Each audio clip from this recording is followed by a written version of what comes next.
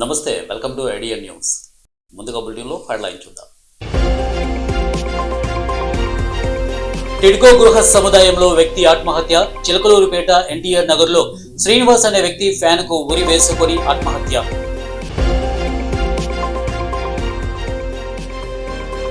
కేసీఆర్ ఒక ఉద్యమం, ఒక విజన్, యుగ ప్రభంజనం. హరీష్ రావు.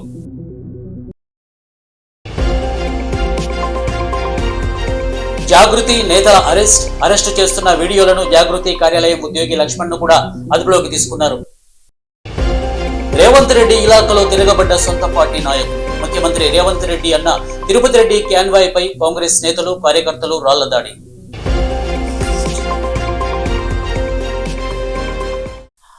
ఏపీ సీఎం చంద్రబాబుతో తెలంగాణ మంత్రి తుమ్మల భేటీ. ముఖ్యమంత్రి నారా చంద్రబాబు నాయుడుతో తెలంగాణ వ్యవసాయ శాఖ మంత్రి తుమ్మల నాగేశ్వరరావు భేటీ అయ్యారు.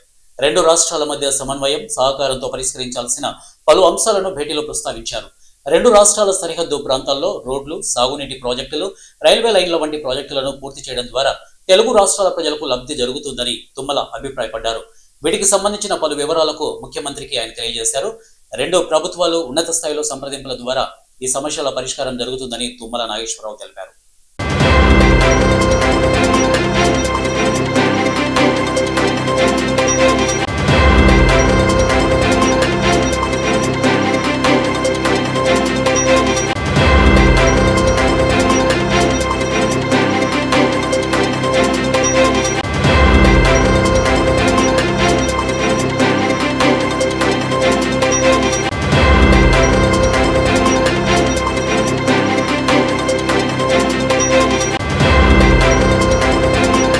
టిడ్కో గృహ సముదాయంలో వ్యక్తి ఆత్మహత్య. చిలకలూరిపేట ఎన్టీఆర్ నగర్ లో ఉన్న టిడ్కో గృహ సముదాయంలో శ్రీనివాస్ అనే వ్యక్తి ఫ్యాన్ కు ఉరి వేసుకుని ఆత్మహత్య చేసుకున్నాడు. స్థానికులు తెలిపిన వివరాల మేరకు ఇతనికి భార్య గతంలో చనిపోయిందన్నారు. ఇతని యొక్క పిల్లలు హైదరాబాద్ లో ఉంటున్నారని, ఆరోగ్యరీత్యా ఇబ్బందులకు గురై ఆత్మహత్యకు పాల్పడి ఉండవచ్చునని పేర్కొన్నారు. సంఘటనా స్థలానికి పోలీసులు వచ్చి పరిశీలించారు. కేసు నమోదు చేసి దర్యాప్తు చేపట్టారు.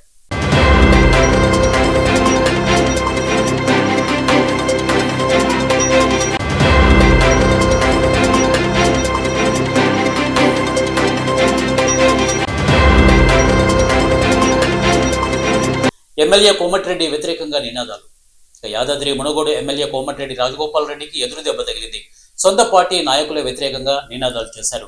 మున్సిపల్ చైర్మన్ అభ్యర్థుల సెలక్షన్ లో తమకు ఎమ్మెల్యే రాజగోపాల్ రెడ్డి అన్యాయం చేశారని చౌటుపల్ ఆయనకు వ్యతిరేకంగా బత్తుల వాణి, విప్లవ్ నినాదాలు చేశారు.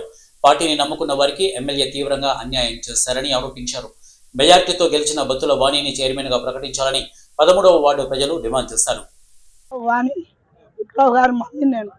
వానికి అత్తను నేను 13వ వార్డుల మాకు ఎన్నో హామీలు ఇచ్చిండు, మాకు ఎన్నో తీలో చెప్పిండు, చైర్మన్ పదవిస్తా అని చెప్పిండు. మొన్న మీటింగ్ వచ్చిండు. మీటింగ్ నాడు నా కొడుకుని టైగర్ అన్నాడు, నీకు దమ్ముందన్నాడు, శక్తి ఉందన్నాడు, ధైర్యం ఉందన్నాడు, నా తర్వాత నువ్వే అన్నాడు, చైర్మన్ చేస్తా అన్నాడు. నా కొడుకుని ఆకాశం అంతా ఎదిగిచ్చిండు. లాస్ట్కి వచ్చే వరకు కొంకులు నరికిండు. ఇవాళ ఇదేనా రాజగోపాల్ రెడ్డి పద్ధతి? క్యాంపులు అని పెట్టిండు. ఎందుకు వచ్చాను క్యాంపులు? ప్రజలను అడుగు, ప్రజలు తీర్పు చెప్తారు నీకు. ఒక్కరిని తీసుకుపోయి నువ్వు క్యాంపులో పెట్టి 4 రోజులకు తీసుకొచ్చి దొంగలకు తీసుకొని వస్తున్నావు. ఇది పద్ధతేనా నీకు? నా కొడుకు కోడలకు చైర్మన్ పదవి కావాలి. వాణి విప్లవకు చైర్మన్ పదవి అది ఇచ్చిండు. 2 సార్లు ఇచ్చిండు. 2 సార్లు ఇచ్చిండు. రాజగోపాల్ ఇచ్చిండు. చైర్మన్ కొడుకుని చేస్తానిచ్చిండు. వాణి విప్లవ్ కాకపోతే అప్పుడు ప్రకటన కాలే, మహిళకు వస్తుందని కాలే, నా కొడుకు వస్తుంది అనుకుంటూ విప్లవం చేస్తా అన్నాడు. ఇప్పుడు మహిళకు వచ్చింది. మహిళకు వచ్చినందుకు నా కొడుకుని గెలిపించిన, నా కొడుకుని ఇస్తా అని కూడా చెప్పిండు. మొన్న వచ్చిండు. నా కొడుకుని కొంకులు నడిపించినావు, పులి లెక్క తిరిగేటోని లెక్క చేసినావు. నీకేమన్నా పద్ధత? నీకేమన్నా న్యాయమా? నీకేమన్నా ఉందా? బయటికి రా, నాతో మాట్లాడు. నా కొడుకు కాదు, నాతో మాట్లాడు. సమాధానం నాకు చెప్పు. నువ్వు ఎట్లా తిరిగినావు, ఏం చెప్పినావు, ఏమని హామీ ఇచ్చినావు, ఇవాళ ఏమనికి ఇస్తున్నావు నువ్వు? అది ఏ ఊరోడు? అది ఊర్లో పుట్టిందా? వానికి ఊర్లుందా? అది ఎక్కడ లంచం వరకు వానికి ఎట్లా ఇస్తావు నువ్వు? వానికి కేసీఆర్ ఒక ఉద్యమం, ఒక విజన్, యుగ ప్రభంజనం. హరీష్ రావు. కేసీఆర్ అనే 3 అక్షరాలు జై తెలంగాణ యుద్ధ నినాదం, దశాబ్దాల ఆకాంక్షల ప్రతిధ్వని, తెలంగాణ ఆత్మగౌరవ గర్జన అని మాజీ మంత్రి deputy floor leader Harish Rao అన్నారు. కేసీఆర్ అంటే ఉద్యమ స్ఫూర్తికి ప్రతిరూపం. తెలంగాణ ప్రజల గుండెల్లో నిత్య సూర్యోదయం. కేసీఆర్ ఒక ఉద్యమం, ఒక విజన్, యుగ ప్రభంజనం. యావత్ తెలంగాణను ఏకతాటిపై నడిపి ఉద్యమం పుట్టించి ఆ ఉద్యమాన్ని రాష్ట్ర ఆవిర్భావంగా తీర్చిదిద్దినటువంటి దృఢ సంకల్పం. మీ అడుగులు ఆత్మగౌరవ పోరాటానికి దారులు చూపాయని అన్నారు. మీ ఆలోచనలు అణుగారిన గుండెలకు ఆత్మబలాన్ని అందించాయి. మీ వ్యూహాలు ఆధిపత్య శక్తుల కుట్రల్ని పటాపంచలు చేశాయి. మీ పట్టుదల, మీ పరిణతి, మీ నిబద్ధత, మీ నిర్భీత తరతరాల వివక్ష విద్రోహల నుంచి తెలంగాణను విముక్తి చేశాయి. ప్రతి తరానికి ఒక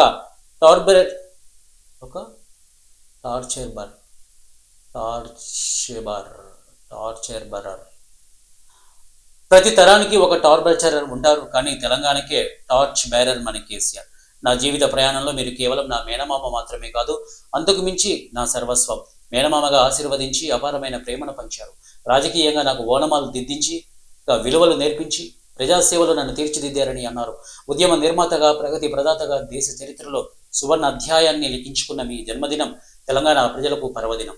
మీరు నిండు నూరేళ్లు సంపూర్ణ ఆరోగ్యంతో వర్ధిల్లాలని, జాతికి మీ నాయకత్వం మరిన్ని దశాబ్దాల దిశానిర్దేశం చేయాలని ఆ భగవంతుని ప్రార్థిస్తున్నాను. తెలంగాణ ప్రజలకు ఎనలేని విశ్వాసం, ఎనలేని ప్రేరణ అయిన ప్రియతమ నేత కేసీఆర్కు హృదయపూర్వక జన్మదిన శుభాకాంక్షలను పేర్కొన్నారు.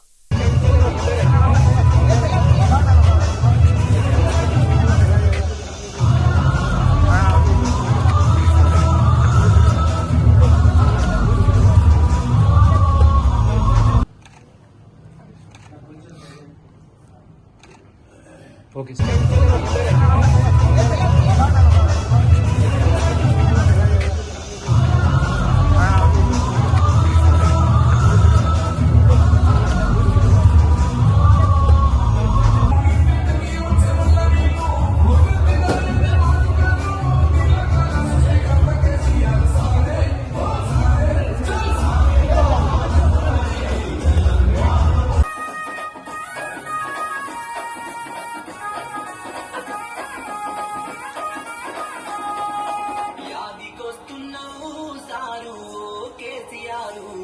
నిన్నెట్లా మరిసిపోతాము పెద్ద సారు, ప్రతి ఇల్లు యాది చేస్తున్నది నిన్నే ఓసారు, కళ్ళల్లా తిరుగుతున్నావు ఓసారు కేసీఆర్, పాలన మారిన గాని మా రాజే మీరు సారు. ఈ నెల 21 నుంచి HICC నోవోటెల్ హోటల్ వేదికగా లైఫ్ స్టైల్ ఎగ్జిబిషన్ నిర్వహిస్తున్నట్లు నిర్వాహకులు వెల్లడించారు. ఇందుకు సంబంధించినటువంటి సన్నాహక కార్యక్రమం బంజారా హిల్స్ లో జరిగింది. సినీ నటి వర్షతో పాటు పలువురు మోడల్స్ బ్రోచర్ని ఆవిష్కరించారు. అనంతరం ఎగ్జిబిషన్ లో ప్రదర్శించుతున్న దుస్తులు, నగలు ధరించి పాల్గొన్నారు. 3 రోజుల పాటు నిర్వహించే ఈ ఎగ్జిబిషన్ లో వెడ్డింగ్ కలెక్షన్ ప్రత్యేక ఆకర్షణగా నిలవనున్నట్లు నిర్వాహకులు వెల్లడించారు. आंगन ये अब मैं सामने चले आता हूँ भैया, 1-2 मिनट थोड़ा साइड दे दो. चलो वेट वैसे रुकिए 1 सेकेंड. सुरेश भाई थोड़ा हाथ लियो. 1 second. Everybody look in front. Yes.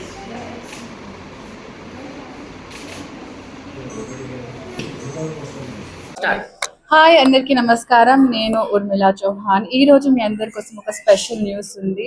మన హైదరాబాద్ లో మన HICC నవ్ హోటల్లో హై లైఫ్ ఎగ్జిబిషన్ జరగబోతుంది. అది కూడా కంటిన్యూస్ గా 3 days 21, 22, 23rd of this month which is February. మీరు అందరూ ఒకవేళ షాపింగ్ చేసి మీకు ఎక్కడికి వెళ్ళకుండా మన హైదరాబాద్ లోనే చాలా మంచి కలెక్షన్ కావాలి అంటే మీరు తప్పకుండా high life exhibition visit cheyali, ఎందుకంటే you can see this beautiful outfit. It's from High Life Exhibition. This jewelry is also from there. If you really want to look beautiful, then you should definitely visit High Life Exhibition on 21, 22nd and 23rd of this month, which is February. Do visit and happy shopping. See you all there on 21st. Hey guys, నేను మీ వర్షాన్ని. నేను వచ్చాను అంటే ఇక్కడ ఏదో ఒక celebration ఉండే ఉంటుంది. అవునండి, ఈ మంత్ ఈ February 21st, 22nd, 23rd లో మన ఐ లైఫ్ ఎగ్జిబిషన్ రాబోతుంది. సో తప్పకుండా మీరందరూ వచ్చేసేయండి. ఇక్కడ 350+ డిజైనర్స్ తో డిజైన్ చేయబడుతున్న జ్యువెలరీ అండ్ కాస్ట్యూమ్స్ చాలా అదిరిపోబోతున్నాయి. ఈ వెడ్డింగ్ సీజన్ అయితే అదిరిపోబోతుంది. తప్పకుండా మీరందరూ వచ్చేసేయండి మన HICC నోటల్లో ఈ February 21st, 22nd, 23rd. Thank you. Ibrahimpatnam chairman ఎన్నిక సమావేశంలో బీఆర్ఎస్ కౌన్సిలర్లు కాంగ్రెస్ కౌన్సిలర్పై దాడి, టీఆర్ఎస్ కౌన్సిలర్లకు ఒత్తాసు పలుకుతున్నటువంటి పోలీసులు, మాపై దాడి జరుగుతున్నా చూసి చూడనట్టు ఉన్న పోలీసులు, వాపోతున్న కాంగ్రెస్ కౌన్సిలర్లు. చట్టం ప్రకారం 24 గంటల తర్వాతనే మీరు కండక్ట్ చేయాలని చెప్పినాం. ఇవాళ పోలీసులను పెట్టి ఆర్డీఓ గారు ఆయన లంచం తీసుకున్నాను తనే వీడియోలో చెప్పారు. వాళ్ళని తీసుకొని చెట్లు చింపేసి బయటికి నూకిండ్రు. మాకేం అటెండ్ చేసే అవకాశమే లేదు. విరుద్ధంగా పోలీసుల కనుసన్నల్లా ఇలా ఎలక్షన్లు చేసిర్రు. పోలీసులు తెల్ల డ్రెస్సులు వేసుకొని ఇవాళ ఎలక్షన్లు పాల్గొనాలి, రాజకీయం వాళ్ళే వేసుకోవాలి. ఇంత దారుణమైన ప్రక్రియను ఎక్కడ కూడా చరిత్రలో ఎప్పుడు కూడా చూడకూడదు. రక్తాలు వెళ్ళేటట్టు, అంకెలు చినిగిపోయేటట్టు ఇవాళ ఎలక్షన్లకు పోతారా?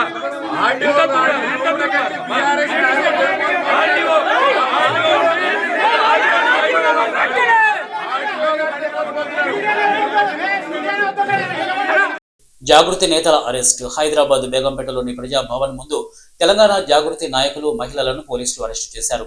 మహిళలను అరెస్టు చేస్తున్నటువంటి వీడియోలను జాగృతి కార్యాలయ ఉద్యోగి లక్ష్మణ్ కూడా అదుపులోకి తీసుకున్నారు. మహిళలకు 2,500 రూపాయలు ఇవ్వాలని, అంగన్వాడీల సమస్యలు పరిష్కరించాలని డిమాండ్ చేస్తూ ప్రజాభవన్లో నిర్వహించే ప్రజావాణి కార్యక్రమంలో వినతి పత్రం ఇచ్చేందుకు జాగృతి నాయకులు వెళ్లారు.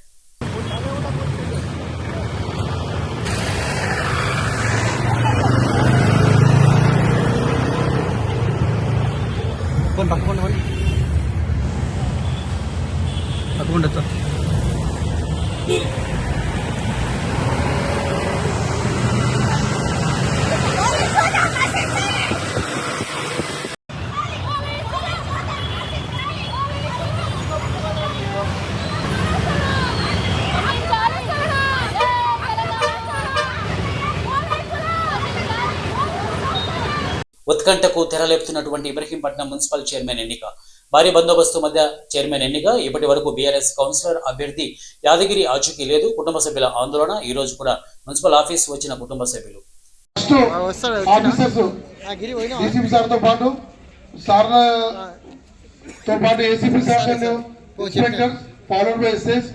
దాని తర్వాత జంగిల్ బ్యాచ్ ఎవరైతే స్పెషల్ పార్టీ ఉన్నారో వాళ్ళు కూడా అందరూ కూడా ఇంట్యూస్ లో వెళ్తారు.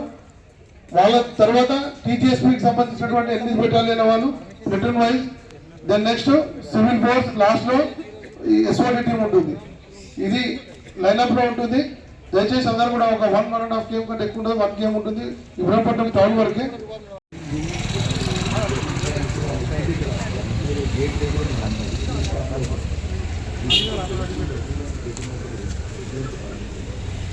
కాంగ్రెస్ పార్టీలో కొనసాగడంపై ఆలోచిస్తున్న జీవన్ రెడ్డి భవిష్యత్తు ఏంటో గోచరించట్లేదు. అవమానాలు ఇంకెంతకాలం భరించాలి? కాంగ్రెస్ పార్టీలో కొనసాగడంపై ఆలోచిస్తున్నాము అని మాజీ మంత్రి జీవన్ రెడ్డి అన్నారు. ఈ ఎన్నిక ముగింపు కాదు. ఎమ్మెల్యేగా సంజయ్ ఉన్నంత కాలం నాకు వేధింపులు తప్పవు. పవర్ ఆఫ్ అటార్నీ ఎమ్మెల్యే సంజయ్కి రాసిచ్చారు. బీఆర్ఎస్ ఎమ్మెల్యేకు జగిత్యాల కాంగ్రెస్ పట్టా రాసిచ్చారని ఆరోపించారు.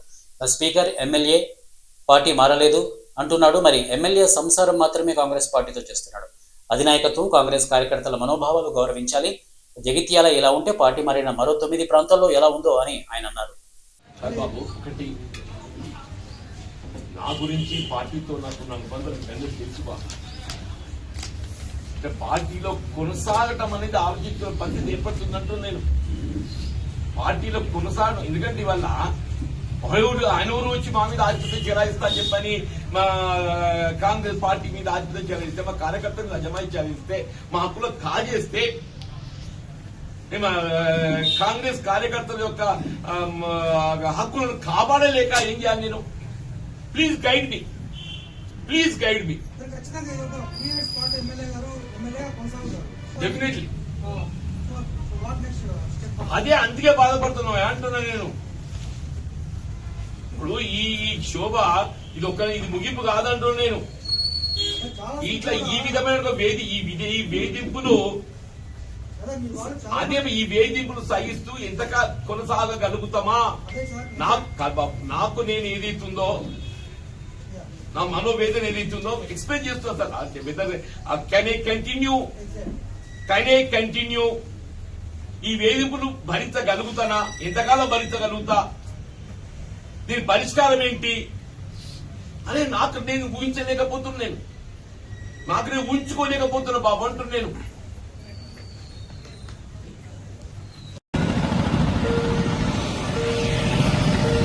మున్సిపల్ మళ్ళీ కాంగ్రెస్ వశమైందని జెండా ఎగిరిందని చెప్పి సంబరపడమంటారా?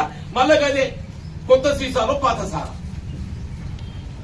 కొత్త సీసాలో పాత సారా. 5 ఏళ్ళు అట్లా దోపిడీకి గురైంది. 5 ఏళ్ళు ఇదే ఎమ్మెల్యే గారు, 5 ఏళ్ళు ఇదే ఎమ్మెల్యే గారు అట్లా దోపిడీకి గురైంది. 16 మంది కమిషన్లు బదిలీ అయ్యిండ్రు, 8 మంది ఉద్యోగస్తులు జైలు పాలైండ్రు. మా మిత్రుడు ఎవరైనా చొక్కారావు గారి పేరు చెప్తారండి? నాకు తెలుసా. నేను అదే చొక్కారావు గారి ఆధ్వర్యంలో కాంగ్రెస్ పార్టీ చేరింది 84 డిసెంబర్లో. సరే, ఇంతవరకు కొనసాగుతుంది. ఈయన మధ్యలో 20 ఏళ్ళు ఎక్కడ వలస వచ్చిండే? అంటే కాంగ్రెస్ కుటుంబం ఉంటుంది కదా, మరి నడవ 20 ఏళ్ళు ఎక్కడ బతకవేను? నడవ 20 ఏళ్ళు ఎక్కడ బతకవేను అని చెప్పి అంటున్నా.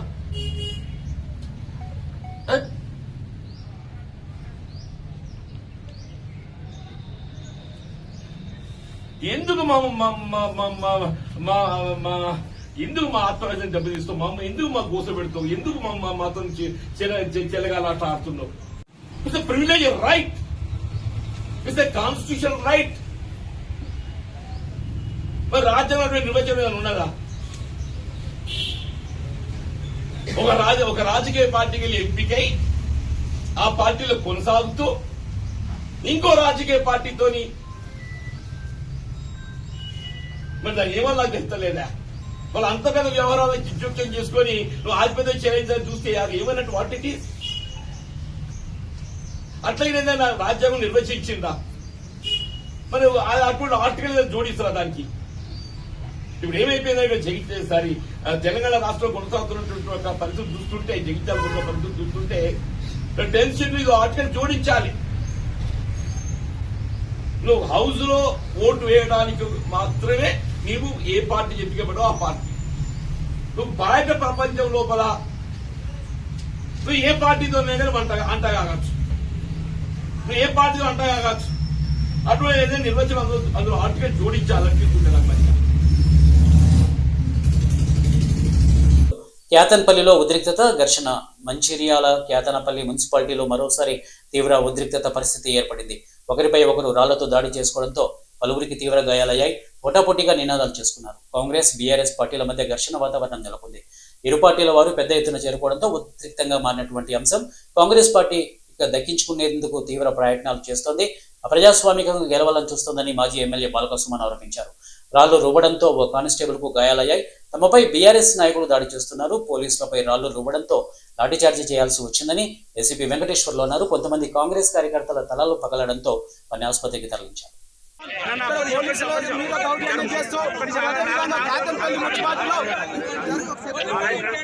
ఈరోజు బాల్క సుమన్ ఆయన రౌడీజాన్ని ఇక్కడ చూపించి క్యాతన్పల్లిలో ముసలాండిలో మరి పోలీసుల మీద దౌర్జన్యం చేస్తూ కాంగ్రెస్ కార్యకర్తల మీద దౌర్జన్యం చేస్తూ బాల్క సుమన్ గారు ఏదైతే దౌర్జన్యాలకు పాల్పడుతుండ్రో ఇవన్నీ కూడా ప్రజలు గమనిస్తున్నారు.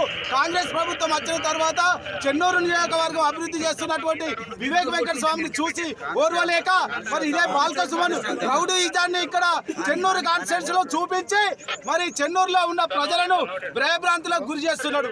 ఇక్కడ పోలీసుల మీద మరి రాళ్లతో దాడి చేసి వాళ్ళ గన్మెన్ మీద పోలీసుల మీద దాడి చేసి మరి వాళ్ళ అధికార పార్టీ మీద దౌర్జన్యం చేసి ఇక్కడ మున్సిపాలిటీని దక్కించుకోవాలని చెప్పి చూస్తున్నాడు బిడ్డ సుమన్. ఇక్కడ న్యాయపరంగా ఇక్కడ చెన్నూరు కాన్స్టిట్యూన్సీలో క్యాతన్పల్లి మున్సిపాలిటీలో మరి ప్రజలందరూ కూడా చూస్తున్నారు నీ అరాచకాన్ని. కాబట్టి ఇక్కడ ఏది చేసినా రౌడీ రాజకీయం నడవది అని చెప్పి మేము హెచ్చరిస్తున్నాం.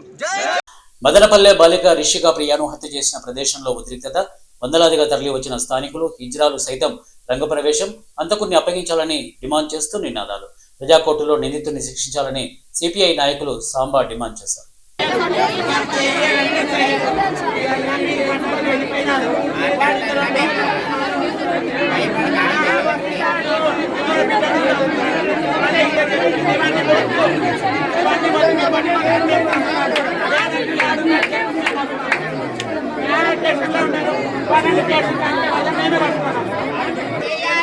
చేయాలి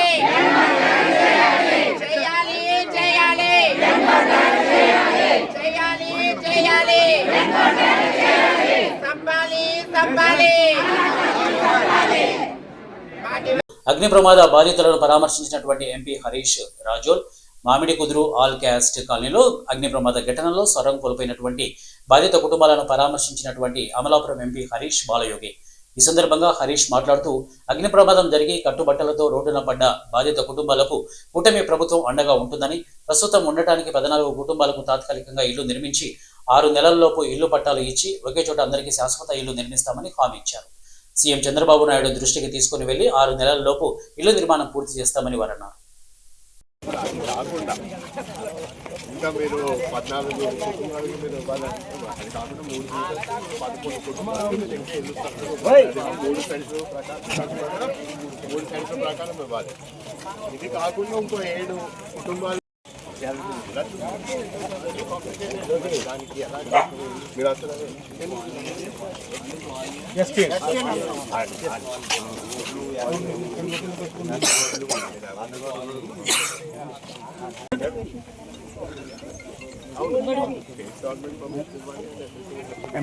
ఎక్కడికి వెళ్ళాలి మీరు అందరూ ఒకే చోట ఉండాలి. ఆ విధంగా చూసుకోవాలంటే 20 కుటుంబాలు వచ్చాయి, అంటే 22 కుటుంబాలు వచ్చాయి. మీడియా మిత్రులకి నమస్కారం తెలియజేసుకుంటూ,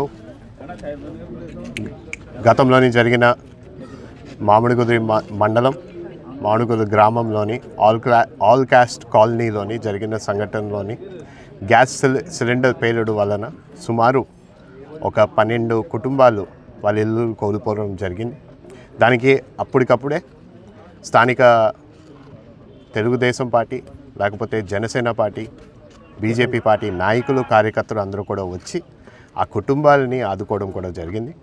ఇతరులుగా ఆల్రెడీ దీని గురించి సంభాషణ గురించి స్థానిక ఎమ్మెల్యే గారు దేవవారి ప్రసాద్ గారు కూడా రావడం జరిగింది. ఆయన కూడా వచ్చి స్థానికంగా ఉన్న సమస్యలన్నింటినీ కూడా పరిశీలిస్తూ కుటుంబాలతోని మాట్లాడుతూ వాళ్ళని పూర్తిగా ప్రభుత్వం కూడా బాధ్యత తీసుకుంటూ వాళ్ళందరినీ ఆదుకుంటామని కూడా చెప్పడం కూడా జరిగింది. తీసుకుంటూ ఎక్కడ ల్యాండ్ అవైలబిలిటీ ఉందో దాని ప్రకారం వీరందరికీ ఒకే చోట ఇప్పించే విధంగా కూడా ఏర్పాట్లు చేద్దామని కూడా వాళ్ళు తెలియజేశారు. నేనే స్వయంగా కూడా ఇల్లు పట్టాలు దగ్గరికి వెళ్ళి చూస్తే అక్కడ కొంచెం అడిషనల్ ల్యాండ్ అవైలబిలిటీ ఉంది కాబట్టి దాన్ని కూడా ఏ విధంగా మనం ఉపయోగించుకోగలుగుతాము అనేది కూడా నేను కూడా స్వయంగా ముఖ్యమంత్రి వాళ్ళు శ్రీ నారా చంద్రబాబు నాయుడు గారి దృష్టికి కూడా తీసుకెళ్తూ దీన్ని ఏ విధంగా మనం చేయగలుగుతాం అనేది కూడా బాధ్యత మేము వహిస్తామని కూడా ఆ కుటుంబ సభ్యులు కూడా మేము తెలియపరుచుకున్నాం. అదేవిధంగా వీళ్ళందరినీ ఇప్పుడు ప్రస్తుతానికి టెంపరీగా స్కూల్ బిల్డింగ్లోని వీళ్ళకి షెల్టర్ కేటాయి. Hyderabad commissionerate Meerpet police station పరిధిలో ఘోర రోడ్డు ప్రమాదం చోటు చేసుకుంది. నాదుర్గల్కి చెందినటువంటి కాలేజీకి ద్విచక్ర వాహనంపై వెళ్తున్న ఓ విద్యార్థి టిప్పల్లారి కింద పడి అక్కడికక్కడే మృతి చెందాడు. గొర్రెపోతుల వర్ధన్ నాదర్గోల్ కృష్ణ సాయి కాలనీలో నివాసం. బాలాపూర్ చౌరస్తాలో ఒక ప్రైవేటు కాలేజీలో ఐటీఐ మొదటి సంవత్సరం చదువుతున్నాడు.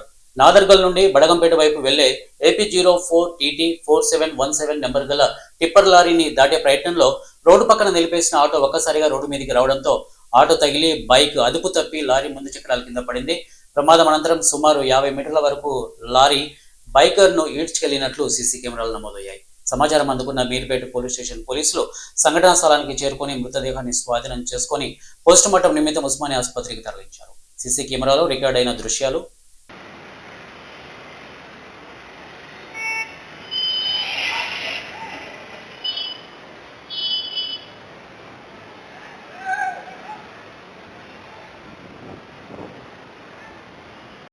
ధవళేశ్వరం బ్యారేజీ గేట్ల పునర్నిర్మాణానికి 150.09 కోట్లు మంత్రి నిమ్మల రామానాయుడు. అమరావతి మంత్రి నిమ్మల రామానాయుడు మంగళవారం నాడు అసెంబ్లీలో ధవళేశ్వరం బ్యారేజీ గేట్ పునర్నిర్మాణంపై అసెంబ్లీలో సమాధానం చెప్పారు. ఉమ్మడి తూర్పు పశ్చిమ గోదావరి జిల్లాలో 10.13 లక్షల ఎకరాలకు సాగు, లక్షలాది మంది ప్రజలకు తాగునీరు, పారిశ్రామిక అవసరాలు తీర్చుతోంది ధవళేశ్వరం బ్యారేజ్. గోదావరి డెల్టా వ్యవస్థకు గుండె వంటిది. 2014లో నాడు టీడీపీ ప్రభుత్వం గోదావరి డెల్టా ఆధునీకరణ కింద 31.77 కోట్లతో 175 గేట్లలో 58 కొత్త గేట్లు ఏర్పాటు చేశామని వెల్లడించారు. 2024లో కూటమి ప్రభుత్వం అధికారంలోకి వచ్చాక మిగిలిన 117 గేట్లు మార్చడానికి 150.09 కోట్ల నిధులు మంజూరు చేశాం. బ్యారేజీ ప్రమాదంలో ఉందని సిడబ్ల్యూ హెచ్చరించినా కూడా వైసీపీ ప్రభుత్వం బ్యారేజీ వైపు కన్నెత్తి చూడలేదు. నాడు బ్యారేజీకి నిధులు ఇచ్చిన చంద్రబాబే మరలా నేడు ధవళేశ్వరం బ్యారేజీకి కొత్త గేట్ల ఏర్పాటుకు 150 కోట్లు నిధులు ఇచ్చారు. ఇక దావరి డెల్టా కాలువల్లో నీటి సరఫరాకు అంతరాయం లేకుండా సాగు అవసరాలను దృష్టిలో ఉంచుకొని స్టాఫ్ లాక్ గేట్లను వినియోగిస్తూ దశల వారీగా పనులు చేస్తాం. గోదావరి డెల్టాలో ముంపు సమస్య, లాకులు, గేట్ల మరమ్మతులకు సమగ్ర డిపిఆర్ తయారు చేయడానికి లైడార్ సర్వే కోసం 13.4 కోట్లు కేటాయించాం. ఉమ్మడి గోదావరి జిల్లాల్లో ఏరియల్ లైడార్ సర్వే జరుగుతోందని అన్నారు. ధన్యవాదాలు అధ్యక్ష. ఏదైతే ధవళేశ్వరం కాటన్ బ్యారేజీ మరి 10 లక్షల మంది ఏదైతే ఎకరాలకి సాగునీరు అందిస్తూ అదేవిధంగా వేలాది గ్రామాలు లక్షలాది జనాభాకు మరి త్రాగునీరు అంటే ఇట్లా లక్షలాది ఎకరాలకు సాగునీరు లక్షలాది ప్రజలకి త్రాగునీరు అందించేటువంటి ధవళేశ్వరం కాటన్ బ్యారేజ్కి సంబంధించి 175 క్రస్ట్ గేట్లు ఉన్నటువంటి పరిస్థితి అధ్యక్ష. 10 స్కవర్ గేట్లు, 12 హెడ్ స్లూయిస్ గేట్లు ఉన్నాయి. ఏదైతే ఆ రోజు 2014, 2019 ఆ రోజు తెలుగుదేశం ప్రభుత్వ హయాంలో ఈ 175 క్రస్ట్ గేట్లకు సంబంధించి ఆ రోజు 31.77 కోట్ల రూపాయల నిధులు మంజూరు చేసి 58 గేట్లను ఆ రోజు కొత్త గేట్లను మనం ఏర్పాటు చేయడం జరిగింది అధ్యక్ష. తర్వాత మళ్ళీ ఈ యొక్క ప్రభుత్వం మరి అధికారంలోకి వచ్చిన తర్వాత మళ్ళీ మిగిలినటువంటి ఈ యొక్క 117 గేట్లు అంటే 175లో 58 ఆ రోజు తెలుగుదేశం ప్రభుత్వంలో కొత్త గేట్లు పెట్టాం. మిగిలిన 117 గేట్లు అదేవిధంగా ఏదైతే 10 స్కవర్ గేట్లు, 12 హెడ్ స్లూయిస్ గేట్లు మరామతులు, అదేవిధంగా 12 హెడ్ స్లూయిస్ కింద వరుసలో ఉండేటువంటి గేట్లు కొత్తవి ఏర్పాటు చేసేటువంటి విధంగానే ఈ యొక్క ప్రభుత్వం అధికారంలోకి వచ్చిన తర్వాత ఈ 150.09 కోట్ల నిధులు మంజూరు చేసి ఈ పనుల్ని అంటే ఏదైతే మెకానికల్ రిపేర్స్ అంటే stop lock gates, scour gates కు సంబంధించి రబ్బర్ సీల్స్, శాండ్ బ్లాస్టింగ్ మరియు పెయింటింగ్, రోలర్ బేరింగ్స్, వైర్ రోపులు ఇటువంటివన్నీ కూడా ఏర్పాటు చేస్తూ అదేవిధంగా ఎలక్ట్రికల్ రిపేర్లు కూడా కేబులింగ్, వైరింగ్, కంట్రోల్ ప్యానల్స్, 102 గేట్లకు master control panels, transformers, generators ఈ రకంగా ఏదైతే ప్రమాదభరితంగా ఉన్నటువంటి యొక్క ధవళేశ్వరంకు ఇంద్రేశం మున్సిపాలిటీ చైర్మన్ పీఠం బీఆర్ఎస్ కైవసం. సంగారెడ్డికి సంబంధించినటువంటి అంశం. ఇంద్రేశం మున్సిపాలిటీ చైర్మన్ పీఠాన్ని బీఆర్ఎస్ గెలుచుకుంది. సోమవారం నాడు ఇంద్రేశం మున్సిపల్ కోరం లేక నిన్న చైర్మన్ గా వైస్ చైర్మన్ ఎన్నిక వాయిదా పడిన విషయం విదితమే. నిన్న 6 మంది కాంగ్రెస్ కౌన్సిలర్లు ప్రమాణ స్వీకారం చేయగా ఈ రోజు 12 మంది కౌన్సిలర్లు ప్రమాణ స్వీకారం చేశారు. 10 మంది బీఆర్ఎస్, 2 బీజేపీ కౌన్సిలర్లు హాజరయ్యారు. మున్సిపల్ చైర్మన్ గా 8వ ward BRS councillor Pramila, vice chairman గా 12వ వార్డు పటోళ్ల హరీష్ రెడ్డి ఎన్నికయ్యారు. ఇంద్రేశం మున్సిపల్ చైర్మన్ పీఠాన్ని బీఆర్ఎస్ కైవసం చేసుకోవడంతో 5 మున్సిపాలిటీల్లో గులాబీ జెండా ఎగిరింది.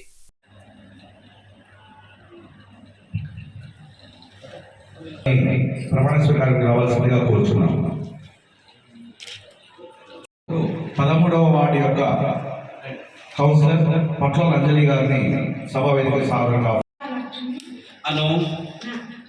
నేను ఇంద్రేశం మున్సిపల్ కౌన్సిల్ సభ్యురాలుగా ఎన్నికై భారత రాజ్యాంగానికి చట్ట ప్రకారం స్థాపించబడిన విధంగా నిజమైన విశ్వాసం మరియు విధేయతను పాటిస్తానని భారతదేశ సార్వభౌమత్వం మరియు సమగ్రతను కాపాడుతానని మరియు నేను చేపట్టబోయే బాధ్యతలను నిజాయితీగా నిర్వర్తిస్తానని దేవుని సాక్షిగా ప్రమాణం చేస్తున్నాను. Thank you. రేవంత్ రెడ్డి ఇలాఖాలో తిరగబడ్డ సొంత పార్టీ నాయకులు.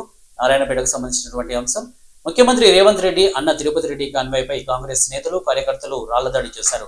మధుర మున్సిపాలిటీలో కొడంగల్ ఇన్ఛార్జి తిరుపతి రెడ్డిని అడ్డుకొని రోడ్డుపై బైఠాయించి నిరసన తెలిపారు. మున్సిపల్ చైర్మన్ పదవి విషయంలో వివాదం తలెత్తింది. గొడవ ముదరడంతో పోలీసులు లాఠీలకు పనిచెప్పారు. తిరుపతి రెడ్డి అక్కడి నుంచి వెళ్లిపోయారు.